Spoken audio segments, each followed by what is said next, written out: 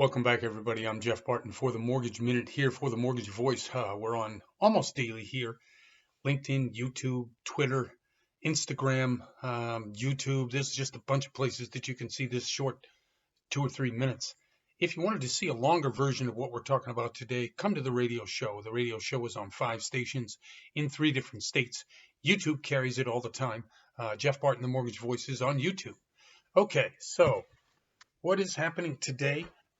It is Monday, and one of the most interesting things about our business is that we can short-term and long-term look at what things are going to happen. Short-term, we can see that the country looks to be in somewhat of a pandemic mess in terms of unemployment, in terms of whether COVID relief is going to come through, and that's a real concern for a lot of people who can't pay their rent. We've talked about it.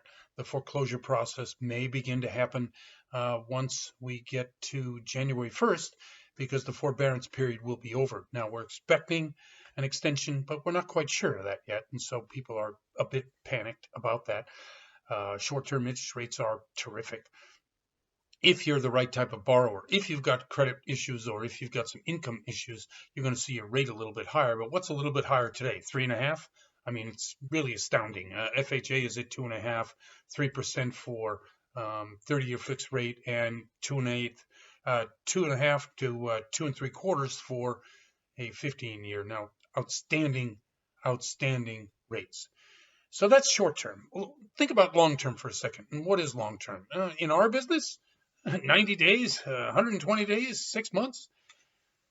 So let's look past the election and see what is going to happen. Well, you can already see what's happening. The bond market isn't reacting one way or another.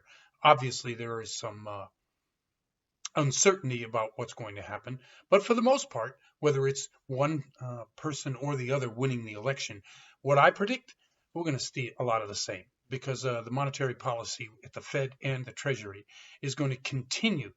Mortgage-backed securities is going to be purchased, and so are treasuries from the Fed, and they're expanding at 80 billion a month and 40 billion for mortgage-backed securities, and that's artificially keeping the interest rates low. And it's good. The country needs it. It's either that or a $5 trillion stimulus that never stops paying. And I don't know if anybody's interested in that.